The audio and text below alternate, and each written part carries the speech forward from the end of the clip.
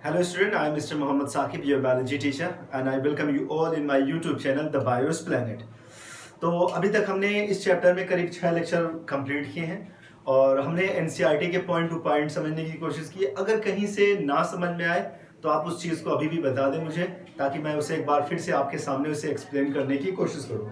अभी हमने क्या समझा इस चैप्टर में, हमने क्या पढ़ा? हमने पहले पढ़ा बायोलॉजी क्या होती है, बायोलॉजी में इंटरेस्ट आप कैसे बनाएंगे। फिर हमने लिविंग ऑर्गेनिज्म को पढ़ा, हमने what is living, characteristics of living. Then we have talked about biodiversity importance of biodiversity. उसके बाद हमने क्या पढ़ा कि systematic, identification, classification, nomenclature, last में टेक्सोनॉमी को पढ़ा। अब ये सारी चीज़ें जब हमने पढ़ ली तो उसके बाद जो लास्ट वाला पॉइंट है वो टेक्सोनॉमिक एड्स के बारे में है। अब देखो टेक्सोनॉमी एड्स क्या होता है, क्योंकि हम टेक्सोनॉमी हमने पढ़ा है, हमें बहुत सारे एनिमल और प्लांट के बारे में पढ़ा। पहला चैप्टर है, बड़ा इंपॉर्टेंट चैप्टर, आपको समझना चाहिए कि क्यों ये टेक्सोनॉमी इंपॉर्टेंट है। अब हम लाइफ को जानते हैं, हम बायोडाइवर्सिटी को जानते हैं, बहुत ही खूबसूरत various type of animals, plant देखने को मिलता है और ये अर्थ बहुत ही खूबसूरत है, बहुत ही कलरफुल है। तो इस खूबसूरती पर थोड़ा सा रिसर्च करते हैं और रिसर्च जब हम करने निकलते हैं तो बहुत इतनी ज़्यादा डाइवर्सिटी है कि ये हमारे लिए पॉसिबल नहीं है उनकी रिसर्च करना। तो हमने क्या किया, टेक्सोनॉमी को बनाया, हमने सिस्टमेटिक को समझा। तो ये चीज़ें समझी जिससे हमारे लिए काफ़ी काम आसान हो गया। हमें सिस्टमेटिक की वजह से हमारे लिए वो काम बहुत आसान हो गया जो इम्पॉसिबल होना चाहिए था हमारे लिए।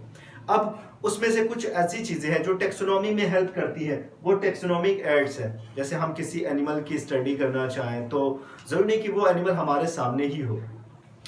अब मैं जिस जगह पे हूँ वहाँ पे आपको लायन तो दिखेगा नहीं, और लायन के लिए आपको कहीं ना कहीं तो जाना पड़ेगा ना, जहाँ पे वो आपको मिल जाए। आप किसी एलिफेंट की स्टडी करना चाहते हैं तो वहाँ पे आपको जाना पड़ेगा। आप किसी ऐसे प्लांट की स्टडी करना चाहते हैं जो अफ्रीका में मिल रहा है तो आप अफ्रीका जाओगे उसके लिए, या फिर आप गूगल पे सर्च कर सकते हो। तो आप गूगल पे सर्च करोगे, या फिर अगर उसका कहीं से उसकी एक कॉपी कहीं पे स्पेसिमेन कहीं पे रखा हुआ है, आपके सिटी में रखा हुआ है या फिर आपके किसी एरिया में रखा हुआ है, तो आप वहाँ पे जाके उसकी स्टडी करना चाहोगे। तो इसी चीज़ के बारे में मैं बता रहा हूँ कि ये जो टेक्सोनॉमिक एड्स हैं ये हेल्प करते हैं टेक्सोनॉमी में, नॉमेनक्लेचर में, आइडेंटिफिकेशन में, क्लासिफिकेशन में, इन सारी चीज़ों में हेल्प करते हैं। इसीलिए काफ़ी ये इंपॉर्टेंट होते हैं। ओके, तो टेक्सोनॉमिक ऐड जो है वो कुछ यहाँ पे है जिनके बारे में हम समझ लेते हैं। सबसे पहला इसमें जो टेक्सोनॉमिक ऐड है, मैं इनका कलर चेंज करके लिख दे रहा हूँ। तो फर्स्ट इसमें आप जो पढ़ेंगे वो होगा आपका हर्बेरियम होगा,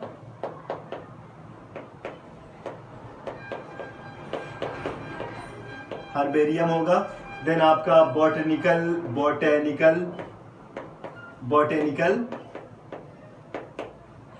बॉटनिकल गार्डन होगा। देन आपका हम जूलॉजिकल पार्क के बारे में समझेंगे। देन जूलॉजिकल पार्क आपका है, जूलॉजिकल पार्क आपका होगा। और जूलॉजिकल पार्क के बाद हम आपका म्यूजियम पढ़ेंगे, म्यूजियम को हम पढ़ेंगे। उसके अलावा भी कुछ चीजें हैं जो हमें समझनी है। हम यहाँ पे कीज को समझेंगे, व्हाट आर कीज, इनको हम समझेंगे। तो यहाँ पे जो मैंने पॉइंट्स नोट कराए हैं, आपको ये पॉइंट्स समझने बड़े ज़रूरी है। और कुछ इसमें से ऐसे पॉइंट्स आगे जाके आपको मिलेंगे जो काफ़ी एक दूसरे से सिमिलरिटी रखते हैं। तो एकदम छोटे छोटे पॉइंट पे आपको उनको समझना पड़ेगा, अदरवाइज वो मिक्स हो जाएंगे और आप समझ नहीं पाएंगे कि ये मोनोग्राफ क्या होता है एंड मैनुअल क्या होता है, क्या फ्लोरा क्या होता है, फौना क्या होता है। ये सारी चीज़ें आपस में मिक्स हो जाएंगी। कुछ छोटे छोटे पॉइंट्स हैं, वहाँ पे आपको उनको पकड़ के चलना पड़ेगा। तो 3, 4, 5, तो ये 4-5 चीज़ें जो हम पढ़ने वाले हैं। तो सबसे पहले हम हर्बेरियम से स्टार्ट करते हैं। अब देखो हर्बेरियम क्या है ना, जैसे जब हम लोग क्लास 12th में या ग्रेजुएशन में पढ़ते थे तो उस टाइम हमारे टीचर क्या नाम है, तौफीक सर थे। तो उन्होंने हमें हर्बेरियम के बारे में बताया कि आप हर्बेरियम हम लोग बना सकते हैं। और हर्बेरियम में क्या होता है, herbarium is a collected specimen, it is a collection of specimen, this is a collection of specimen that is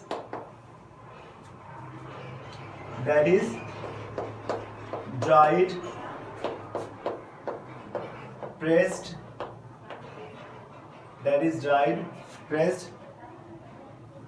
and conserved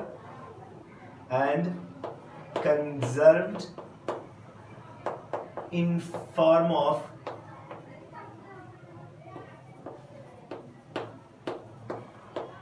sheets. तो ये शीट की फॉर्म में इनको ड्राई करके कुछ प्लांट्स, स्पेशली ये प्लांट के बारे में है, collection of specimen, plant specimen यहाँ पे लिख देंगे तो ज़्यादा बेहतर होगा। So this is the collection of plant specimen that is dried, pressed and conserved in the form of sheet. तो इसे शीट की फॉर्म में, जब मैं क्लास 12th में था तो पहली बार हमने हर्बेरियम की जो एक फाइल थी उसे हमने बनाने की कोशिश की थी। अब देखो सिटी में बहुत सारी जगहों पे ये हर्बेरियम सेंटर बने होते हैं जहाँ पे हर्बेरियम के ढेर सारे प्लांट होते हैं ना, उनको ये डेड प्लांट्स एक्चुअली होते हैं। जैसे आपने क्या किया, किसी प्लांट के एक स्टेम को कट करके आपने क्या किया, अब सबसे पहले हम उसे क्या करेंगे, ड्राई करेंगे। हम उसे ले जाके किसी चीज़ पे पहले प्रेस कर देंगे।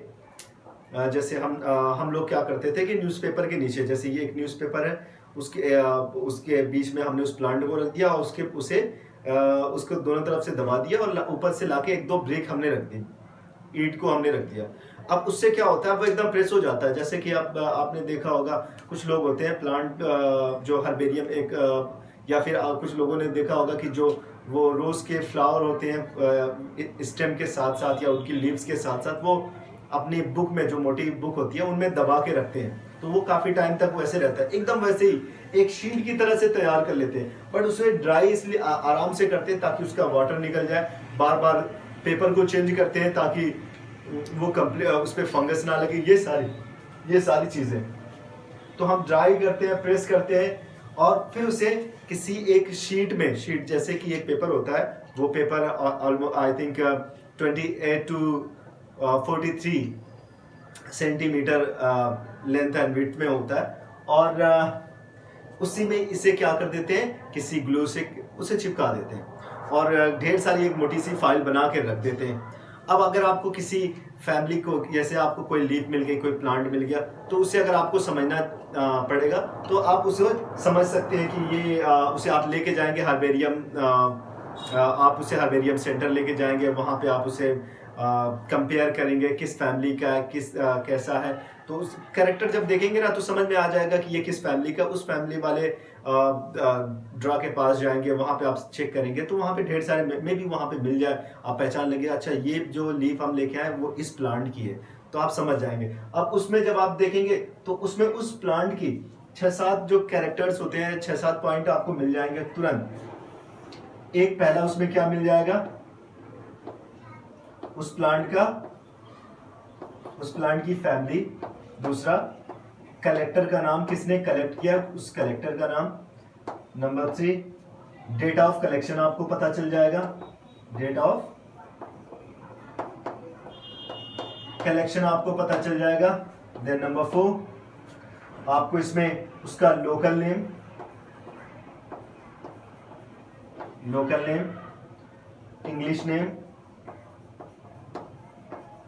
English name and number 5। Number 6, इसमें आपका family, collector, date of collection and हाँ वो प्लेस जहाँ पे इसे कलेक्ट किया गया उस प्लेस का नाम, प्लेस ऑफ कलेक्शन जो मैं भूल गया था, तो वो उस प्लेस का नाम होगा। एंड नंबर 7 वो क्या होगा, वो नंबर 7 में इसमें उसका बॉटेनिकल नेम। ओके, तो ये 6-7 पॉइंट जो होते हैं वो जनरली उसमें देखने के लिए मिलते हैं, उस शीट में जनरली ये 6-7 चीजें आपको मिल जाएंगी। तो वहां पे ये इस चीज की तो आसानी से स्टडी हो जाती है। तो हर्बेरियम काफी इंपॉर्टेंट होते हैं, बट एक चीज याद रहे, ये डेड प्लांट्स होते हैं क्योंकि इन्हें कट करके इसे ड्राई कर दिया जाता है, प्रेस कर दिया जाता है और इसे शीट की फॉर्म में कंजर्व करते हैं। ओके, तो ये हो गया आपका हर्बेरियम। ओके, सेकेंड हम समझते हैं बॉटनिकल गार्डन। ठीक है ना, तो जब हम लोग MSc प्रीवियस में थे तो हमारा और हमारे सीनियर के साथ एक टूर था वो लखनऊ के लिए, तो हम लोगों को मौका मिला घूमने का।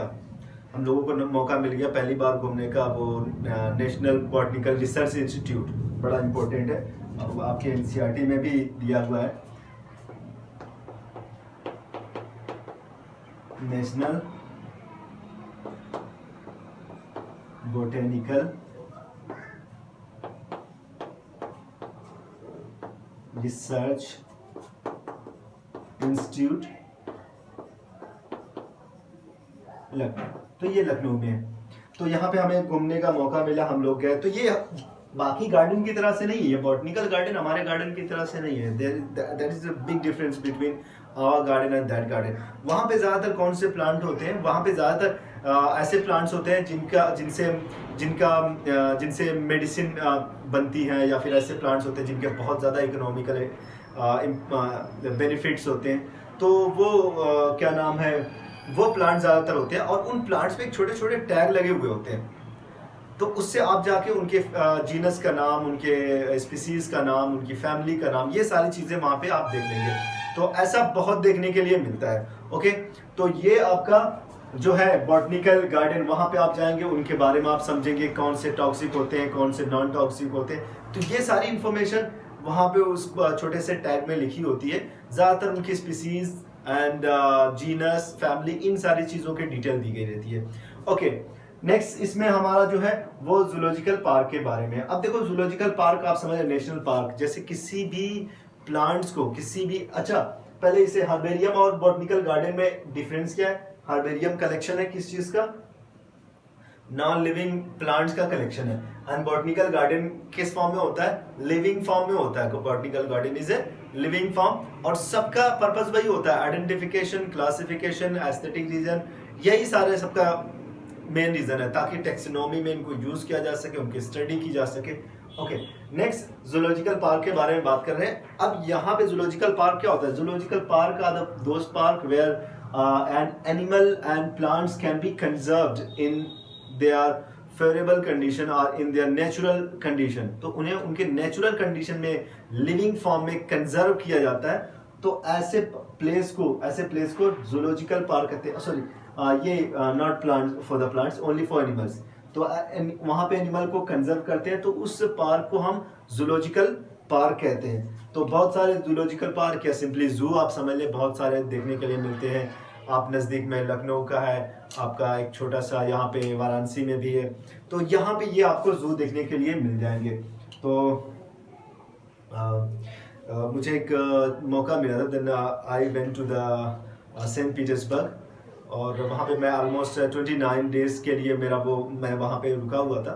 तो मैंने वहाँ पे मेन जो जू था उसका, वहाँ पे घूमा। बहुत स्पेसिफिक वो जू था, क्योंकि इंडिया के जू में विज़िट करना और वहाँ के जू में विज़िट करना ज़मीन आसमान का फ़र्क होता है। क्योंकि यहाँ पे ज़्यादातर लोकल एनिमल्स देखने के लिए मिल जाते हैं, बट वहाँ पे क्या होता है ना, वहाँ पे वहाँ के एनिमल देखने को मिलते हैं जो बहुत ही ज़्यादा वेरिएशन के साथ होते हैं। देखेंगे तो एक अलग ही दुनिया का एहसास होता है। It's like really amazing. उसके बाद अब बात करते हैं म्यूजियम के बारे में। अब देखो, म्यूजियम क्या होते हैं, आई थिंक म्यूजियम को आप समझते होंगे। जूलॉजिकल पार्क में लिविंग एनिमल होते हैं, म्यूजियम में लिविंग एनिमल्स एंड प्लांट्स होते हैं। तो मुझे जब मैं वहाँ पे था almost 29 days, then I went Hermitage, that is the centre part of the saint Petersburg. तो वहाँ पे मैं था और मुझे जाने का मौका मिला। तो zoological museum of saint Petersburg और हर्मिटेज जूलॉजिकल म्यूजियम में। तो वहाँ पे जब मैं था, तो वहाँ पे ये दुनिया के सबसे बड़े जूलॉजिकल म्यूजियम में था, जहाँ पे ढेर सारे स्केलेटन, बड़ी बड़े शार्क की स्केलेटन पड़ी हुई थी, दिखाई दे रही थी। और उसके अंदर जाने के बाद बहुत सारे मेरे पास पिक्चर एंड क्लिप्स हैं। कुछ स्टूडेंट ने कहा था अभी कुछ दिन पहले, मेरे जो कुछ स्टूडेंट हैं उन्होंने मुझसे कहा कि सर उसकी उन क्लिप्स की एक आप उनको कंबाइन करके जो आपने विज़िट किया था, क्योंकि मैंने बहुत सारी उनकी क्लिप बनाई थी। तो उन्होंने कहा कि जो आपने विज़िट किया था उनका एक छोटी सी क्लिप 8-10 मिनट की आप बना के आप उसमें क्या नाम है चैनल पर आप अपलोड कर दें। तो मैंने भी सोचा कि ठीक है देखते हैं, लेकिन उस पर थोड़ा सा काम करना पड़ेगा। सारे कलेक्शन अलग इधर उधर पड़े हुए हैं, तो उनको कलेक्ट करना पड़ेगा, देन उस पर काम करने की कोशिश की जाएगी। खैर, अभी मैं म्यूजियम के बारे में बता रहा हूँ, तो वहाँ पे क्या था ना कि वहाँ पे जो mammoth that almost have been extinct, वो ऐसे एनिमल है जो एक्सटिंक्ट हो चुके हैं। तो वहाँ पे डोडोस और जो मैमथ है और बहुत सारी चीज़ें जो ऑलमोस्ट एक्सटिंक्ट हो गई है, और कुछ चीज़ें जो अभी भी हैं। More than 1000 number of species of snack, more than 100 number of species of sparrow, 100 more than 100 species of parrot. तो इतनी ज़्यादा स्पीसीज, पैरट की स्पीसीज, ये जो आपके क्रो होते हैं इनकी स्पीसीज, आपके स्पैरो की स्पीसीज, स्नैक की, तो मोर देन 1000 वहाँ पे बहुत बड़ा कलेक्शन। कि आप अगर सुबह में मे बी वो ओपन हो जाता है 8 के आसपास या फिर 10 के आसपास ओपन हो जाता है और शाम में 5 बजे तक रहता है। हमने ऑलमोस्ट 6 to 7 आवर वहाँ पे विजिट किया, पूरा घूमा, लेकिन उसके बाद भी वो टाइम सफिशिएंट नहीं था पूरा वो म्यूजियम विजिट करने का। तो ये this was one of the biggest museum, zoological museum of the world. और तो अब म्यूजियम में आप उन सारे प्लांट्स और एनिमल की स्टडी करते हैं जो जिनकी डेथ हो चुकी है, जो स्पेशल केमिकल से उनको कंजर्व किया गया है, उनकी मेन जो उनका स्ट्रक्चरल फॉर्म था उसी कंडीशन में उनको कंजर्व किया है। स्पेशली फॉर्मेलिन जैसे केमिकल यूज होते हैं, बहुत ज़्यादा डिटेल पता नहीं है उसके बारे में, बट ऐसे केमिकल यूज करके उनको कंजर्व किया जाता है। Okay, let's talk about keys. अब ये कीज क्या होते हैं, आप इनके नोट्स बनाते रहे, बहुत ज़्यादा इसमें करने की ज़रूरत नहीं है। ओके, अब आप उसमें एनसीईआरटी में कुछ चीज़ें जो एग्जाम्पल है आप उन्हें नोट कर लेंगे। अब हम बात करते हैं कीज़ के बारे में। अब ये कीज़ क्या है, ये कुछ कीज़ जो होते हैं ना, ये जैसे जहाँ पे हम कंपेयर करते हैं दो अलग अलग कंट्रास्टिंग कैरेक्टर्स के कंपेयर करते हैं, और ये आइडेंटिफिकेशन में और स्पेशली क्लासिफिकेशन एंड आइडेंटिफिकेशन में बहुत ही ज़्यादा यूजफुल होते हैं कीज़। जैसे अगर हम बात करें कि एक हमें टैक्सा मिल गया, कोई एनिमल मिल गया, और उस एनिमल के पास उसके जॉइंट ले गए, उसके पास क्या है, जॉइंट लेग्स है। जॉइंट लेग्स हैं कि नहीं है, यस और नो। अगर यस उसमें प्रेजेंट है तो हम क्या करेंगे, तो ये जैसे कैरेक्टर नंबर 1 है तो हम तुरंत चले जाएंगे रूल नंबर, या फिर कैरेक्टर नंबर 29 पे, 29 और 13 समझ लेते, 13 पे। अब 13 पे जाएंगे, 13 में क्या लिखा होगा कि ठीक है, उनके पास जॉइंट्स ले गए, अब उनके पास एक्सोस्केलेटन है कि नहीं है, एक्सोस्केलेटन प्रेजेंट और एब्सेंट।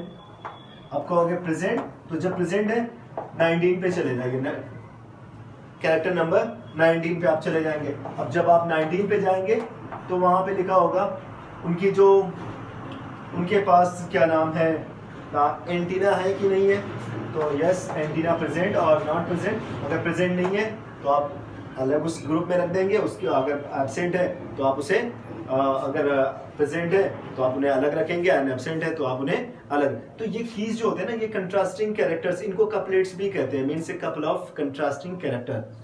तो इनकी हेल्प से हम क्या करते हैं, ऑर्गेनिज्म को आइडेंटिफाई एंड क्लासिफाई करके किसी पार्टिकुलर ग्रुप में उसे, किसी टैक्सा में उसे प्लेस करने की कोशिश करते हैं। तो ये काफ़ी हेल्पफुल होते हैं कीज। ओके, तो कीज समझ में आ गया। तो ये एनालिटिकल कपलेट्स होते हैं। कपलेट्स मतलब हमने बताया कपल ऑफ कंट्रास्टिंग कैरेक्टर, जहाँ पे यस या नो इस तरह से करके आप उनको उसमें कर देंगे। ओके, तो अब हम इससे थोड़ा सा और आगे बढ़ते हैं। अब एक दो पॉइंट्स पे और हम देख लेते हैं, मैं इनको इरेज कर दे रहा हूँ।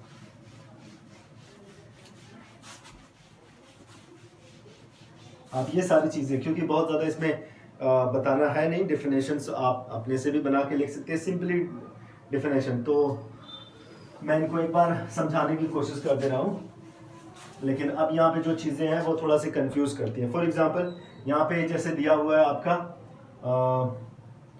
मोनोग्राफ,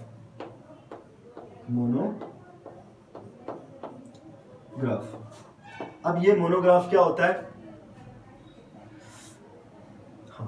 हम बात करते हैं मोनोग्राफ के बारे में। तो मोनोग्राफ क्या होता है कि this is the information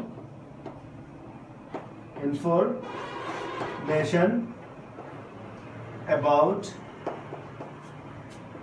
any taxon, किसी टैक्सोन के बारे में इंफॉर्मेशन। अब किसी भी टैक्सोन के बारे में इंफॉर्मेशन, मोनोग्राफ किसी भी एक सिंगल अब टैक्सोन और कैटेगरी में मैंने डिवीजन बताया था। तो टैक्सोन जो होते हैं, वो जो टैक्सोन होते हैं वो कोई भी रैंक हो सकता है। रैंक आप समझते हैं, जैसे हमने इससे पहले पढ़ा था, आपका किंगडम होता है, देन आपका फाइलम होगा, क्लास होगा, ऑर्डर होगा, फैमिली एंड जीनस,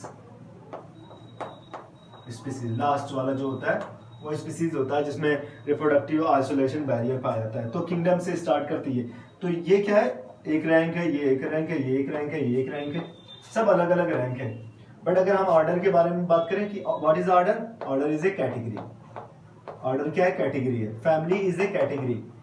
अगर वो पता चले कि वो कौन सा ऑर्डर, कौन सा रैंक है, डिफिनेट ऑर्डर और डिफिनेट रैंक है, तो आप उसे क्या कहेंगे, कैटेगरी कहेंगे। ओके, तो लेकिन वो कुछ भी हो सकता है। जब किसी एक ऑर्डर के बारे में, हम किसी किंगडम के बारे में, हम मोनेरा के बारे में कंप्लेंट इंफॉर्मेशन दें, तो वो क्या होगा, मोनोग्राफ होगा।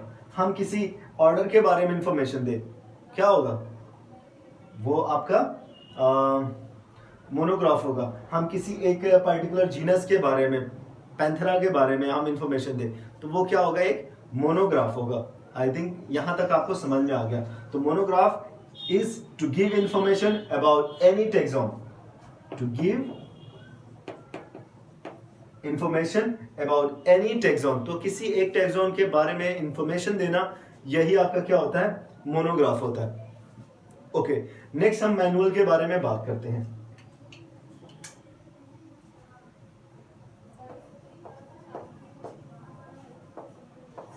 Manual, what is manual. Okay, अब मैनुअल को समझ लेते हैं। तो ये है list of list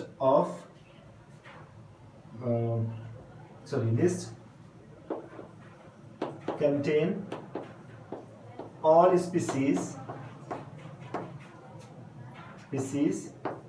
in a given area.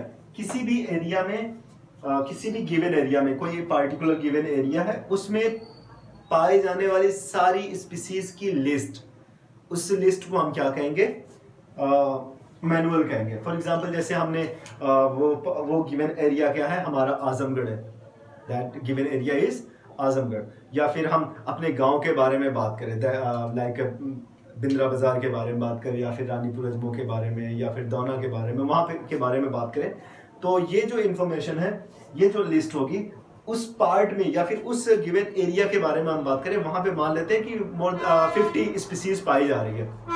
How many species, there are 50 species present in that given area.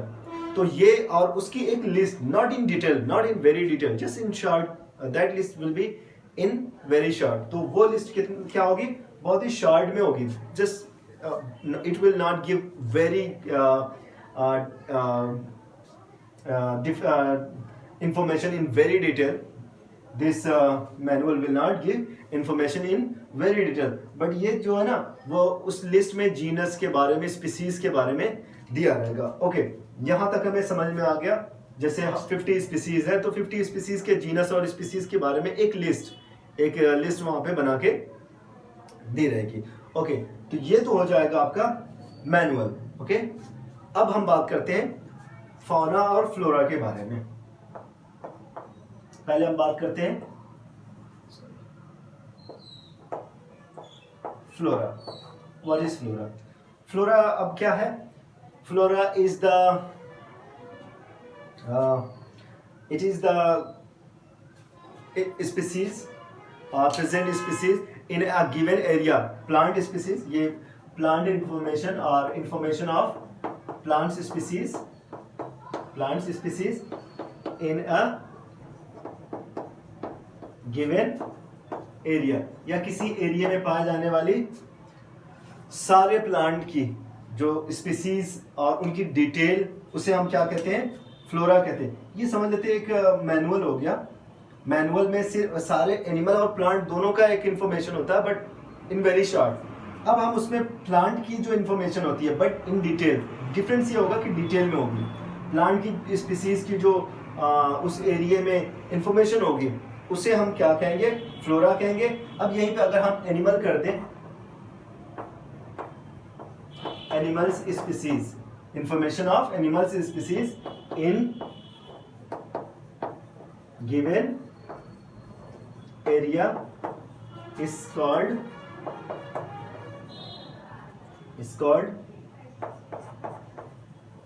fauna, is called fauna। तो अब हम इसी को क्या कहते हैं,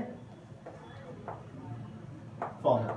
तो ये याद रहेगा fauna क्या होता है, फ्लोरा क्या होता है। फ्लोरा FL आ गया, flower, flower is the part of plant. तो हम इसमें प्लांट के बारे में, इस सारी स्पीसीज के बारे में, प्लांट स्पीसीज के बारे में डिटेल में नॉलेज। अब ये गिवन एरिया क्या हो सकता है, given area can be a big state, a given area में be a small district, it is may be it is a small town और there is a small village, कुछ भी हो सकता है।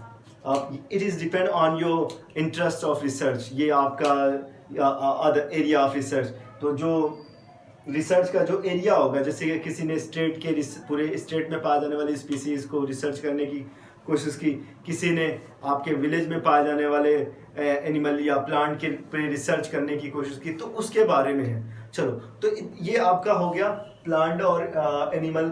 तो प्लांट के बारे में जो सारे उस एरिया में पाए जाने वाले सारे प्लांट की जो डिटेल होगी उससे हम क्या कहेंगे, पाए जाने वाले सारे प्लांट फ्लोरा में आएंगे। एंड फाउना क्या होगा, it is the information of all animal species found in A given area.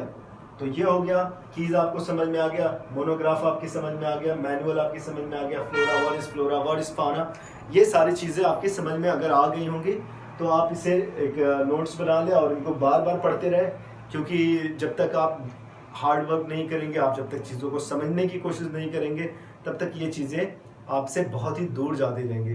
तो biology is a very interesting science, आप इसे दिल लगा के पढ़ें, आपको ये आपकी समझ में आ जाएगा। अगर वीडियो आपको अच्छी लगी तो आप उसे चैनल को सब्सक्राइब कर दें, वीडियो को लाइक कर दें और अपने फ्रेंड्स में शेयर करें जो इस टाइम क्लास 9, 10, 11, 12 में हैं और स्पेशली वो बायोलॉजी के लिए। Thank you so much.